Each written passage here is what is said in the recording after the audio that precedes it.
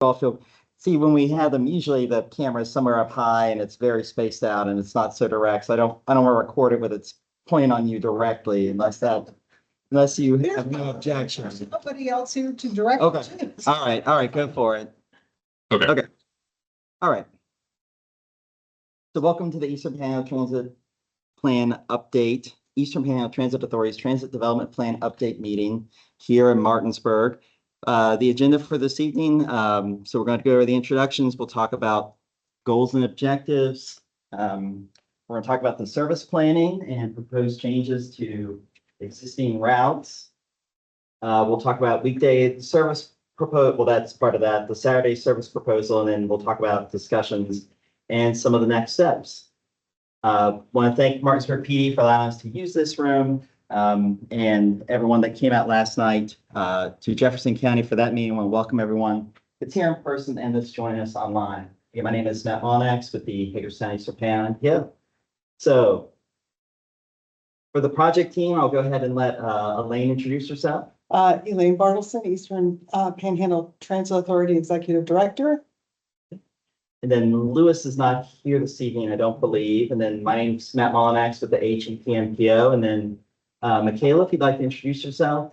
Yeah, hey, good evening, everybody. My name is Michaela McDonough. I work with Matt. I'm the transportation planner with the MPO. And this project is funded by the MPO, so we were a federally funded and designated regional transportation planning agency. There's about 400 of us across the country. We're created wherever the census designates an urban area. So we cover Berkeley and Jefferson Counties in West Virginia, and then Washington County in Maryland. So we funded this work, and our consultants who are working on this are from Michael Baker International and then from Foursquare ITP. So if you gentlemen would like to introduce yourselves. Yeah, my name's Jared Toops. I'm a senior planner and project manager with Foursquare ITP, serving as the day-to-day project manager for this project. And good afternoon. My name is Chris Adonis with Michael Baker. I am a project manager, but for this project, serving as quality assurance. Great. Thank you all. So at this time, I'll go ahead and turn over to Jared to go over some of the draft goals and objectives for the TDP update today. Great. Thank you, Matt. So yeah, before we get into the actual route proposals and realignments and things like that, we wanted to take a step back and really look at what are we trying to achieve with this TDP. A lot of these planning studies will have a set of high-level goals and then specific objectives that help meet those goals. So we looked at the goals and objectives that were developed for the last Transit Development Plan, or TDP, back in 2020. And obviously, much different world in 2020 that is in 2025. So we met with our stakeholder groups and steering committees a couple times to look at the existing goals and objectives and kind of figure out which still applied, which maybe should be reconsidered. And the overall consensus was that a lot of the goals for how we wanted to see EPTA continue to operate and evolve were the same. We just kind of wanted to reorder them. They weren't inherently prioritized by order, but a lot of people tended to interpret it that way. So we just took this opportunity to kind of reshuffle on which goals we want to lead with and which we want to sort of have not be a little bit lower priority, a little lower on the list. So the first goal is to incorporate the new transit center. Many of you are aware, construction on the Martinsburg Transit Center is underway right now and is anticipated to finish up by spring of next year. And that's really the big impetus for a lot of what this project is preparing for. On day one, when that center is operational, how are the routes going to be realigned? It's not just a transfer point for passengers, but it's also going to be EPTA's new base of operations. So how does that impact operations, where the drivers are coming from, coming to, things like that. The second goal is to improve marketing, communication, and technology. What we heard talking with our steering committee and stakeholder groups was that they really didn't feel like enough people knew about EPTA, that it wasn't really on a lot of people's minds. So even if the services are provided are making the right connections, serving the right communities, not enough people know about that. So we wanted to make sure, in a project like this where we're considering changes to a lot of the routes, it's a really good time to kind of do a renewed kind of marketing push. We're going to catch people's attention with, hey, there's lots of big changes. Let's really capitalize on that and strike while the iron's hot, if you will. In addition, just making sure that locations that are served by transit are easy to identify and making sure that resources available online are clear and up to date. The third goal was to explore new locations for transit infrastructure. We had people requesting, oh, could we get a bus stop sign here, or could that sign be more visible, or what would it take to get a bus shelter in our community? And so EPTA is also exploring independently some capital improvements to put up new signage to get new bus shelters throughout the two county area. Additionally, as we go and look at the route realignments that we're considering, it might involve serving a street that wasn't served before. So that's good opportunity again to sort of catch people's attention when they see a new bus shelter or a new sign being installed. The fourth goal is just expanding and improving system-wide service efficiency. Whenever we look at route planning, we look at which routes are more productive or less productive with the number of passengers they serve compared to the resources required to operate them. We look at where the ridership hotspots are, and we do all of this just to kind of generally get a sense of, if we're going to propose a new alignment, let's serve areas that are super strong. Let's take existing routes and build on their strengths versus a route that maybe isn't performing as well. That's better opportunity to try something new, try something different. And then finally, we want to expand the availability of weekend and evening service. Right now, EPTA has their daytime routes. Then in the evening, there are different routes that serve Greater Martinsburg. And then on the weekend, it's a route under a different name. We wanted to try and move away from having these super specific distinctions and more say this route serves, it's the same route under the same name on a weekday till the end of the day and a weekend. Just because that is easier for people to understand and also will be easier to grow if EPTA comes into more resources in the future, easier to just put more revenue hours, more service on routes that are already established. So with these 5 goals in mind, we here on the left column of this table kind of divided the recommendations of the TDP that we're going to present into wider themes, and then kind of put how each of these different themes meet the goals. So the first major theme was all of the routes that serve the transit center have to approach the new transit center from a certain way to account for the new construction. So that obviously meets the goal of supporting the new transit center, taking advantage of that's going to be in the news, that's going to capture people's attention. So we think it's a good marketing and communications opportunity, and also may require new transit infrastructure looking at stop locations. We worked to try and simplify the routes. Many routes today will do different things at different times of day. They can be a little confusing for passengers. So we tried to simplify things, more consistent service patterns, which we also think helps improve marketing and communication. It's an easier route to sell, easier for someone to learn, as well as opportunities to try and gain more efficiency by not having so many different service patterns. We want to eliminate the major differences between weekday, evening, and Saturday service. For again, a simpler route is easier to learn, is easier to promote, and also we think will just provide more efficiency to run. Operators don't have to keep track of as many different service patterns that take place and are constantly changing. We heard a lot from the public about expanding to new areas, so I'm happy to say that our proposals include service to Spring Mills and Hedgesville, which would be new connections to Martinsburg that don't currently exist. And then finally, we want to make a point that all of these routes that serve the new transit facility are designed in such a way that you can have time transfers, just if they're all an hourly or hour and a half frequency, making sure they're meeting up at the right times so that people making longer trips can transfer with minimal wait time. So one more section before we get to the exciting stuff. I want to talk about kind of what goes into service planning. So y'all can see the types of data that we use and kind of how we make these decisions.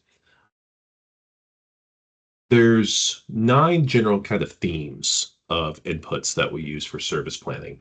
I'll describe them all here real quickly, and then I have a few slides just showing more specific examples of some of these inputs.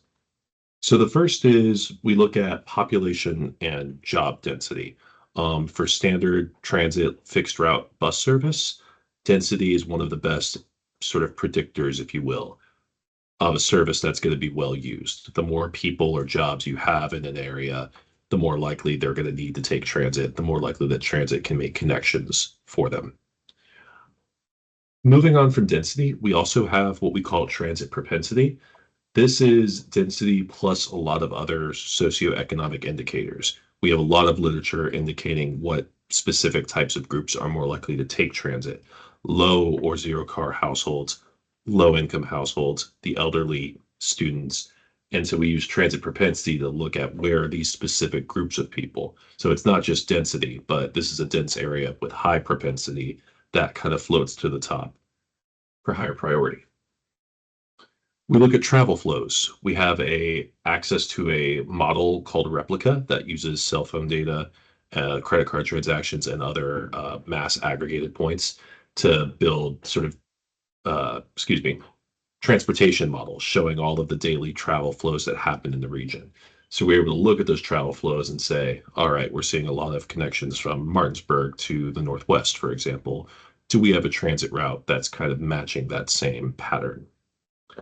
Building on that, we have a corridor optimization tool. This takes the travel flows and stitches a lot of nearby flows together to do a very rough cut at potential routes that could be drawn. It's very high level, but we kind of see, all right, look at the corridor optimization tool. It tells me again to make this connection from Martinsburg to Spring Mills, for example. We can then go in and actually identify which roads it should operate on, which stops it should serve. We look at the existing performance of EPTA's current routes. We look at where the ridership is high, where the ridership is low, and how efficient that route is. We don't want to fix something that's not broken. We want to build on the existing strengths of the system. And then if there are some routes that aren't performing so well, that's opportunities to try something new, to try something different. With those top 5 on top, that kind of falls into, we look at kind of the demand for transit, where the need is, and the existing performance kind of looks at the supply, which routes are operating where and how well are they doing. We put those together and do what we call a gaps analysis. Are strong routes serving the areas where we think demand is highest? Do we see underserved areas where we think demand is high? Or do we see routes that are putting out a lost service and not getting ridership? So we kind of compare where we observe the need and where we see transit service currently and look for a mismatch. Excuse me. In addition to all of those more quantitative inputs, we have some qualitative ones as well. We've met with various stakeholder groups over the course of this project to talk about what the needs are for the community, both in the near term and long term, and sort of what transportation improvements they'd like to see. We also had a public survey that I believe was open last fall, maybe late summer. I don't remember exactly. And we got a good number of responses from people of which routes they're taking right now, where they're taking them to, which additional connections could maybe be helpful for them. And then finally, I know I probably will say this a lot tonight, the new EPTA facility. We wanted to make sure that all of these new routes, both from a passenger transfer perspective as well as operationally, were designed to integrate seamlessly with the new facility. So those are like kind of the big 9 inputs that we use for transit service planning. I'll go over a few in detail. If you want to see the more full report of where we've documented all of these analyses, that should be available on HEPMPO's website. So transit potential is looking at the population and job density. And the results we saw here was that density is highest in the core of Martinsburg, and then sort of second place in Ranson and Charlestown, which I don't think really surprises anyone. And then density kind of fades out following the major highways and arterials, going down as far south as Inwood, as far up as Spring Mills, seeing smaller pockets around Shepherdstown and Harper's Ferry. Propensity, which takes a lot into those more specific demographic indicators, tends to match. So one of the propensity indices is called transit-oriented populations. And this is very much looking at where we think people who would rely on transit don't really have another option, where we see concentrations of those people. Similar to density, we see the concentrations kind of in the heart of the major communities in the area, in Martinsburg, in Ranson, and Charlestown. A lot of these results look very similar because they all tend to follow just where there's the densest, highest density of people, highest density of homes, things like that. That route optimization or corridor tool I talked about, I have this animated image here. It drew up to, I think, 20 corridors based off the travel flow data. And you can see here, it's stitched a bunch of hexagons together. So these are not full routes, right? It's just using an algorithm to kind of get a general sense of what are these major connections that we should look at. So we see, I think the most interesting here is we see from Martinsburg, we see a lot of travel demand going as far north as Spring Mills and as far south as Inwood, and then up to the northwest to Hedgesville. So we heard that in the public comments as well, but we're seeing a lot of data supporting that these connections are important. We look at existing ridership, both as a system level and as a route level. So these maps show where the average daily ridership is highest and lowest in the system. Again, we see ridership highest in Martinsburg, that matches expectations, Ranson and Charlestown, and then at major institutional or employment points. So we see Procter and Gamble, we see the VA, we see Harper's Ferry with the train connection. Almost 40% of stops in the system average less than one boarding per day, and an additional 20% only see more than 5 boardings per day. And we saw that as an opportunity to, in areas where there are lots of stops very close together, only a street apart, maybe we can serve fewer stops so that the service can be simpler, more straightforward, rather than deviating to serve every small stop when in reality there's adequate infrastructure nearby. Then finally, we have some sort of key takeaways from the public survey that we released.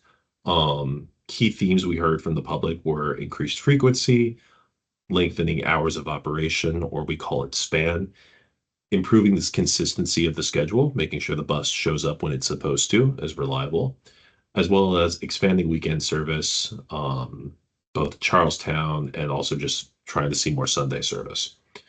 Some more kind of specific requests we heard was adding service to Spring Mills, adding more direct service between Martinsburg and Charlestown, and then some additional connections, I think, outside of the 2-county area, such as connections to the Metro, to Washington County in Maryland, and to Winchester, Virginia.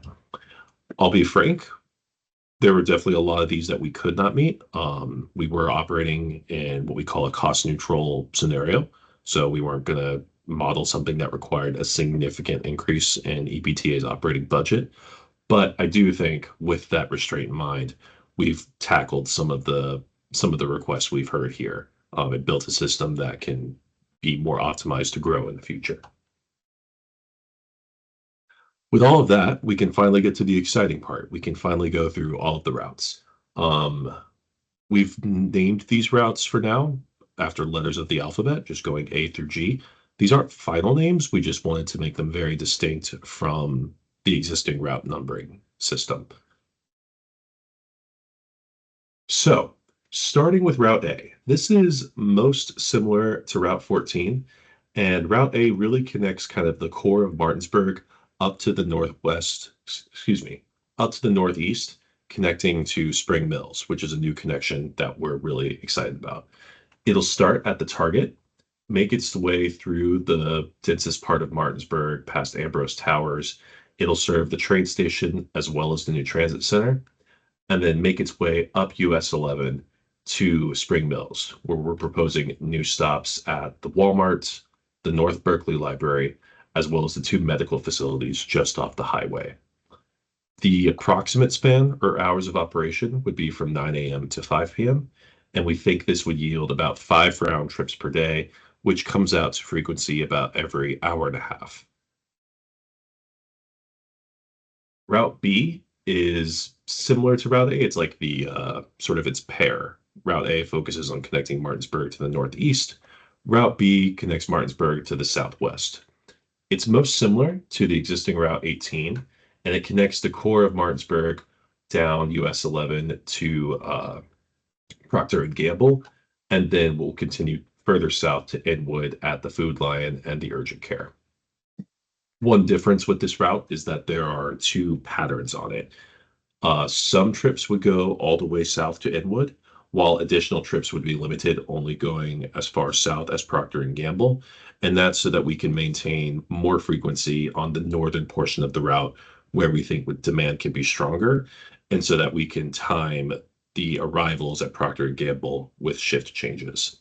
So the approximate span would operate from roughly 6 a.m. to 8 p.m., about 5 trips per day on the full length route, and additional 4 trips on the shorter portion that end at Procter and Gamble. Excuse me. Route C is another one of our new connections that we're really excited about, connecting Martinsburg to Hedgesville. So this would go up West Virginia 9 and past the Caperton Industrial Park, where we see the Macy's and the FedEx.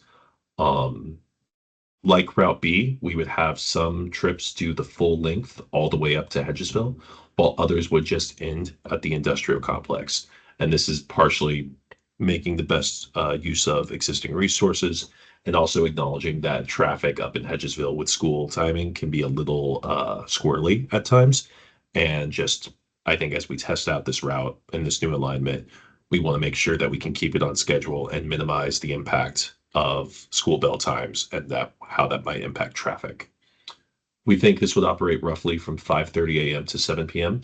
and about 6 trips per day would be on the shorter portion, so ending at the industrial park, while additional 5 trips would be the full length extending to Hedgesville. This is most similar to routes 12 and 19. Route D is the successor to the current Route 10, which is the local Martinsburg circulator.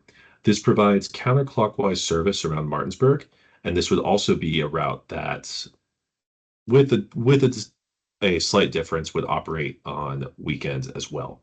We think it would roughly be 15 trips a day, which comes out to hourly service.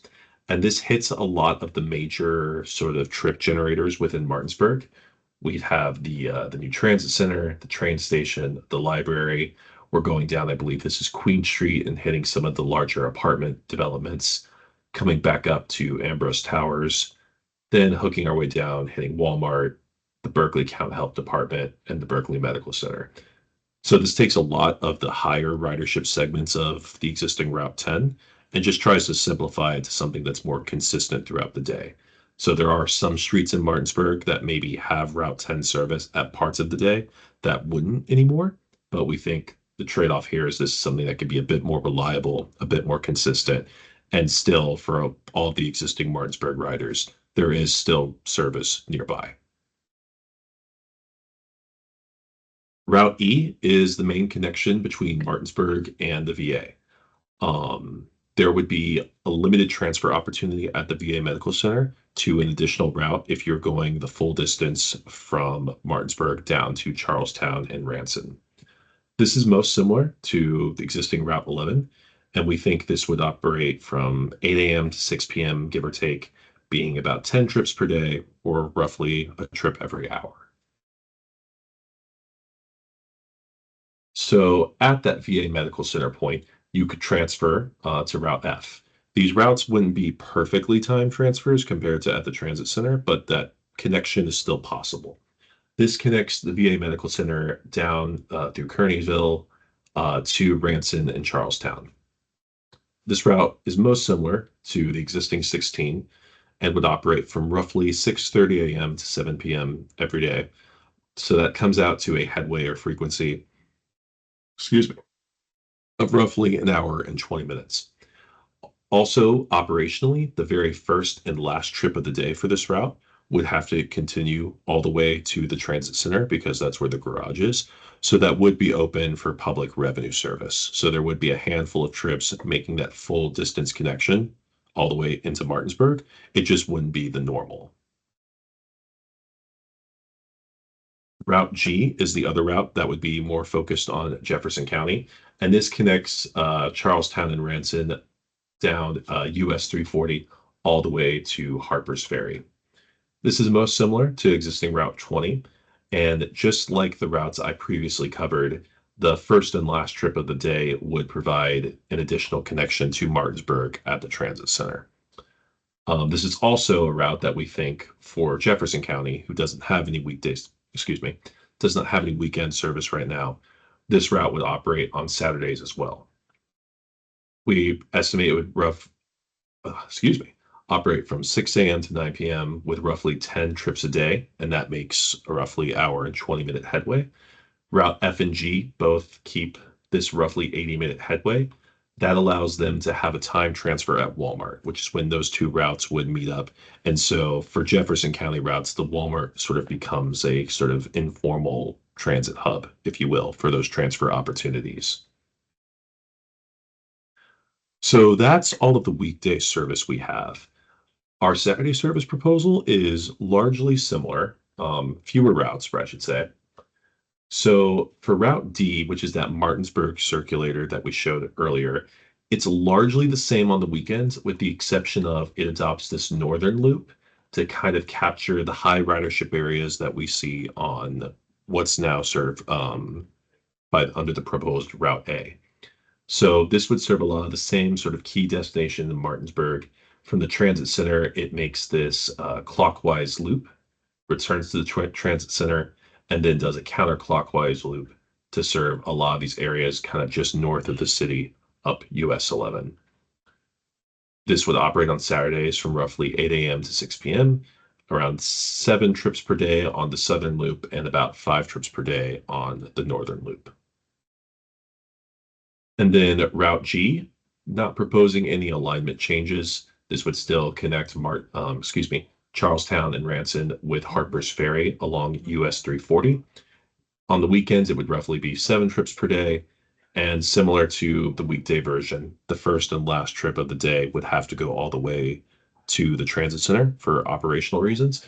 Those would be open for public service as well. So I just threw a lot of very specific route maps at you. It can kind of be hard after digesting all of that to see the big picture. So we put together some sort of bigger system-wide maps to kind of show what's changing and what's staying the same. So if we zoom out and look at the full 2-county area, the map on the left shows the existing network. So not looking into the cities themselves, we have Martinsburg connecting to Inwood and Procter & Gamble via Route 18, routes 11 and 16 connecting at the VA Medical Center, and Route 20 making that connection to Harper's Ferry. If we look at the proposed network, we see a lot of those maintained connections, but we see new ones as well. We now have this connection via proposed Route C to Hedgesville, as well as proposed Route A to Spring Mills. So we are seeing overall system is growing and serving new market areas. When we zoom in on Martinsburg, the first thing you'll notice is it looks like less routes. And the reason it looks like that is right now there are different route numbers that operate in the evening compared to the daytime. We've gotten rid of that. So now we maintain the same routes during the day, they operate later. So even though it looks like less routes, it's not actually less service. The other major thing you'll notice is in our attempts to simplify and look at where ridership is strongest, we're operating on fewer routes fewer streets in Martinsburg proper. So we really tried to base this off of where we were actually seeing high ridership, and again, make a system that's easier for people to understand rather than having like a lot of different service variations and patterns that are kind of constantly changing throughout the day. Other than that, a lot of the same sort of crucial connections are made going up to the Caperton Industrial Park, as well as even though EPTA is moving to the new multimodal transit center, we're still sending a lot of the routes to Caperton Station for the connection to the train as well. And then finally, going down into Charlestown and Ranson, we're serving a bit more of the major sort of points of interest within Ranson and Charlestown, as well as talking with stakeholders about better ways to serve commercial developments up on the highway. So we will definitely have open time for Q&A, and we can go back and talk about these routes in more detail and answer questions. But in terms of how we're formally collecting responses, we have a online comment form that's pretty open-ended. It just asks if people are riders or not. You can scan it here. I can drop the link in the chat below, and it's pretty open-ended. We just want to hear over the next month what people make of the recommendations, what they like, what they don't like. So how does that feed into our next steps? This spring is our public comment period. The comment period started yesterday and will be open basically through the rest of April till May 2nd. When that closes at the start of May, our team will spend the month of May kind of finalizing the recommendations, making any necessary adjustments. We'll be back in June to do sort of a final presentation. These are official recommendations that we propose being adopted by the board, and then we'll meet with the board to formalize adoption. After that happens in June of this year, that gives EPTA a bit more time to do just like the operational details, the scheduling, kind of the next level beyond planning. And these route recommendations would all take place as part of the new transit center opening. So day one of the new transit center is day one of all the new routes. So it'll be a big change at once, but really just kind of makes sense to kind of, you know, everyone's going to be talking about it, taking advantage of that news cycle, if you will. So some other next steps. EPTA is still talking with Shepherdstown about service to that area, talking with the university. So that's kind of still to be determined. Like I mentioned, we have the feedback form that's open now and will be open for the rest of the month until May 2nd. And then, like I stated already, after the feedback form closes at the start of May, we spend the next month in May kind of finalizing any changes to the routes, response to public feedback, and building out the official TDP document for public review in June. And that's all I have. I've been talking for quite a while. I'm sure y'all are sick of it. So love to open up the floor to any questions, thoughts, concerns. We can take them here, as well as highly encourage you to use the public comment form to spread it among your constituents or people you know. The comment form will have links to these PowerPoints as well as the recording of the presentation. So for people who weren't able to make it tonight, they can review the slides, they can watch this recording so that they can make an informed comment or response. That's all I got.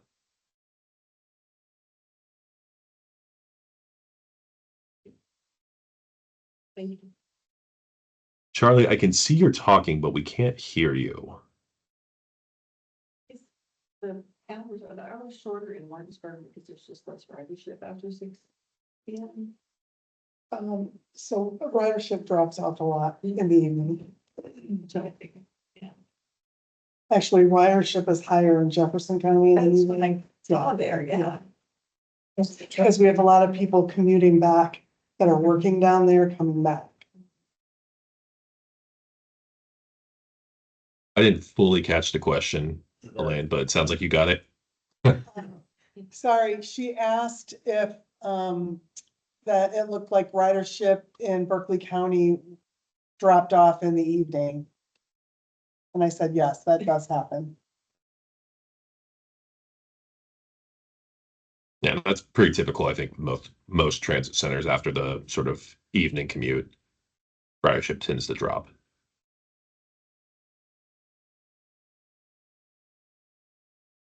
Oh, Charlie's waving his hand. Can't hear, we can't hear him. Must be something. Yeah. Do you want to type your questions or comments in the chat, Charlie, and I could read them out?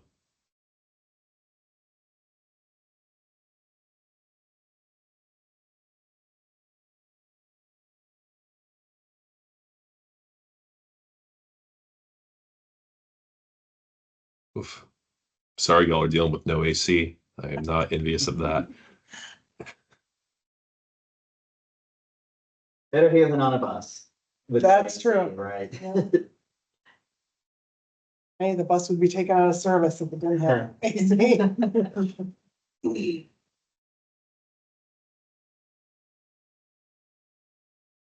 Okay, I'm seeing your question. All right.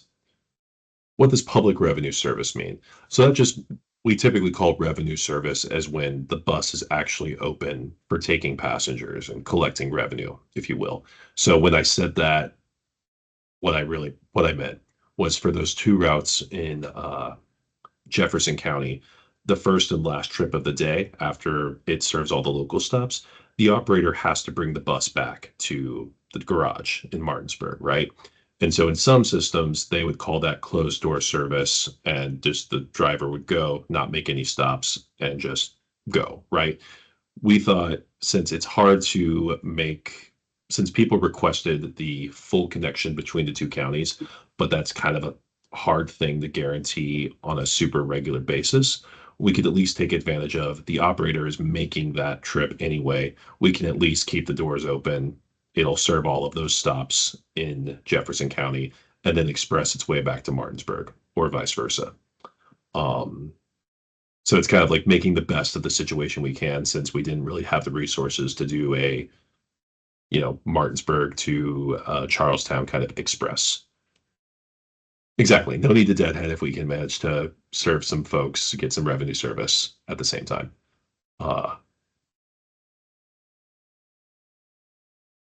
I think that's how our deadhead was eliminated, by starting every route and ending it at the new facility. Yeah. So it really tries to maximize the amount of service that's available to customers.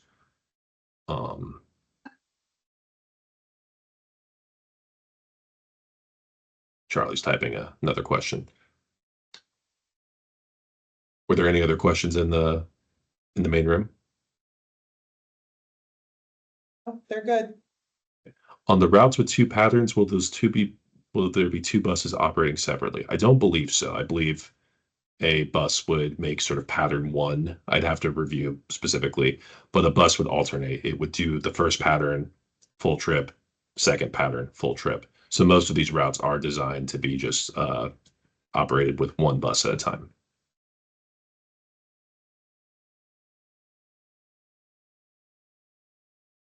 And I'm not much of a better typist myself, so no worries, Charlie.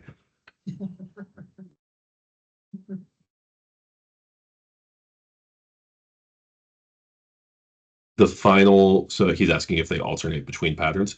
I think we've modeled it that way, but we still are using like a little bit of a high level calculator. So that's the design, whether it's every other pattern alternating 100%, or if there's little periods where maybe it's two trips on pattern one, then pattern two. I don't want to promise, but generally, yes.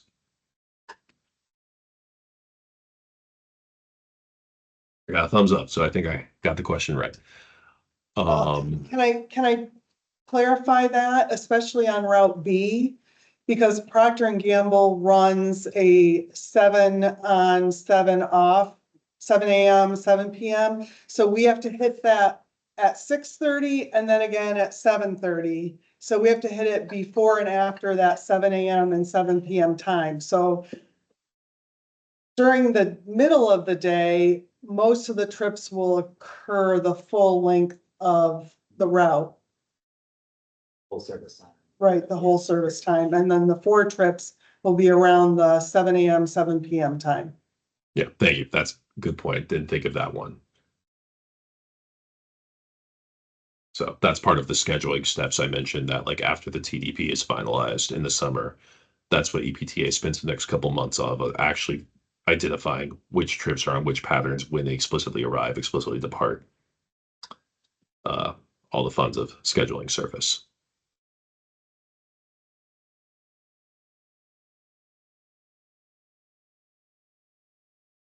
All right, were there any other questions?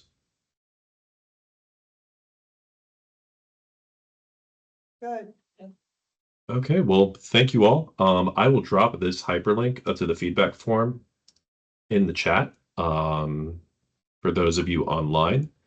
And like I said, to the degree that you can, let people know about this, and just, increase visibility of the comment form over the next month, the more feedback we get, good or bad, the better. We want to hear what this did well. We want to see if we missed anything. That's all I got. So Matt, Elaine, No, thank you very much. I appreciate the lovely ladies stopping by. All right, yeah, great job, Jared. Thank you all for coming out. And then, yep, everybody have a great evening and yeah, we'll be in touch again soon. thank you, everyone. Bye. Thank you.